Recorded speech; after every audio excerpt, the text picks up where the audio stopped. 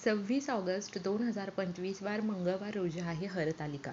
अत्यंत आवडीचा असा प्रत्येक महिलेचा हरतालिका हा सण आहे. जसं वटपौर्णिमा प्रत्येक स्त्री अगदी आवडीने साजरी करतात, तसं हरतालिका या सणाची सुद्धा अत्यंत आतुरतेने सर्व स्त्रिया वाट पाहत असतात. हरतालिका हा जो सण आहे हा कोणी साजरी करावा? बऱ्याचशा जणांच्या कमेंट असतात, आम्ही ही पूजा करू शकतो का? आम्ही हरतालिका करू शकतो का? त्याचप्रमाणे हरतालिकेच्या दिवशी आपल्याला कुठल्या चुका टाळायच्या आहेत, कुठल्या गोष्टी आपल्याला करायच्या आहेत, हरतालिकेचा उपवास कधी करावा, उपवास कधी सोडावा, पूजा कशी मांडावी आणि हरतालिकेविषयीची संपूर्ण माहिती आजच्या व्हिडिओमध्ये आपण पाहणार आहोत. त्यामुळे व्हिडिओ स्किप न करता संपूर्ण पहा.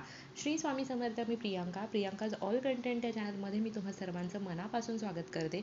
स्वामी महाराज तुमच्या सर्वांच्या सर्व चांगल्या इच्छा पूर्ण करो ही प्रार्थना मी त्यांच्या चरणी करते आणि व्हिडिओला सुरुवात करते. विवाहित महिला अखंड सौभाग्यवती राहण्यासाठी, आपल्या पतीला दीर्घायुष्य लाभावं यासाठी हरतालिका व्रत हे आवर्जून करत असतात आणि हे व्रत निर्जल केलं जातं.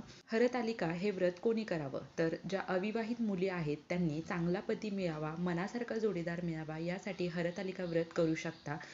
त्याचप्रमाणे विवाहित महिलांनी तर हे व्रत करायचंच आहे. विधवा महिला, आता हा शब्द मी का घेतला तर बऱ्याचशा विधवा महिला असं म्हणतात, हरतालिकाचं जे व्रत आहे ते आम्ही करू शकतो का? तर विधवा महिला सुद्धा हे व्रत करू शकतात, कारण हे महादेवांचं व्रत आहे. महादेव हे भोलेनाथ आहे आणि हे व्रत आपल्याला त्यांच्यासाठी करायचं आहे. त्यामुळे हे व्रत विधवा महिलाही करू शकता. हरितालिकाच्या दिवशी आपल्याला देवोके महादेव म्हणजेच आपले भोलेनाथ आणि पार्वती मातेची विशेष पद्धतीने पूजा करायची असते. काळ्या रंगाचे कपडे आपल्याला हरतालिकेच्या दिवशी चुकूनही घालायचे नाहीयेत. त्यामध्ये तुम्ही डार्क निळा कलर असेल, डार्क हिरवा कलर की जो लांबून काळ्या कलर सारखा दिसत असेल, असे कलर तुम्हाला अजिबात घालायचे नाहीयेत. काळ्या कलरचं कानातलं असेल, बांगड्या असतील, अशा गोष्टी सुद्धा तुम्हाला घालायच्या नाहीयेत. मंगळसूत्र पाहिलं तर त्यामध्ये काळी मणी येतात, पण ती गोष्ट वेगळी आहे. पण आपल्याला आवर्जून असं वेगळं काहीही काळ्या कलरचं घालायचं नाहीये. हरतालिकेचं व्रत हे आपल्याला सकाळी लवकर करायचं आहे. आपण दुपारी 12च्या नंतर वगैरे असं करू नका. सकाळी लवकर उठा, अंघोळ करा, त्याचप्रमाणे स्वच्छ वस्त्र परिधान करून नित्य देवपूजा करून आपल्याला पूजा वगैरे मांडून घ्यायची आहे. हरतालिकेच्या दिवशी निर्जळी उपवास बऱ्याच महिला करतात, म्हणजे खाऊन पिऊन उपवास करतात. त्यांनी फळे खाऊ शकता, तुम्ही ड्रायफ्रुट्स खाऊ शकता, तुम्ही राजगिरा खाऊ शकता, चहा, कॉफी, दूध असं सगळं घेऊ शकता, किंवा मग फळांचा ज्यूस वगैरे असं तुम्ही खाऊन उपवास करू शकता.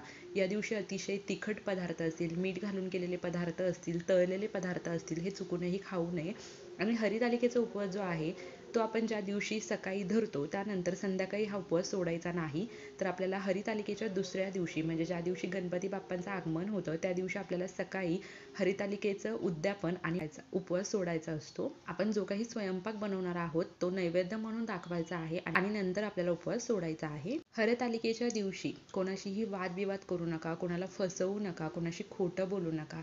घरातील स्त्रीचा तुम्हाला मान सन्मान करायचा आहे, इतर स्त्रियांचाही तुम्हाला मान सन्मान करायचा आहे. आपल्या घरामध्ये भांडणं होणार नाही याची काळजी घ्यायची आहे. सकारात्मकतेचं वातावरण आपल्याला आपल्या घरामध्ये ठेवायचं आहे. हरतालिकेच्या दिवशी परान्न सुद्धा तुम्हाला खायचं नाहीये. आपल्या घरात जे काही बनवलं जाईल ते तुम्ही खाऊ शकता. हरतालिका हे व्रत नवरा बायको यांच्या प्रेमातील अत्यंत पवित्र असा सण आहे.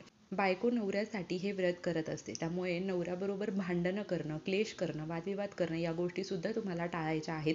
कारण त्यांना नाखुश करून जर तुम्ही या गोष्टी केल्या तर त्या गोष्टींचा काहीही अर्थ उरत नाही. त्यामुळे प्रत्येक घरातील पुरुषाने स्त्रीचा सन्मान करणं गरजेचं आहे आणि स्त्रीनेही पुरुषाचा सन्मान करणं गरजेचं आहे.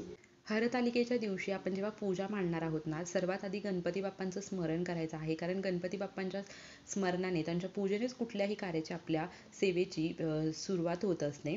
त्याचप्रमाणे तुम्ही मंदिरामध्ये जाऊनही पूजा करू शकता, मैत्रिणी मिळून किंवा महिलांचा ग्रुप बनवून.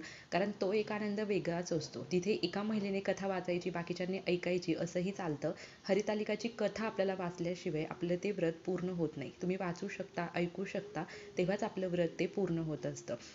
हरितालिकेच्या दिवशी आपल्या देवघरामध्ये एक दिवा लावायचा आहे आणि तो दिवा सतत तेवत राहील याची काळजी घ्यायची आहे.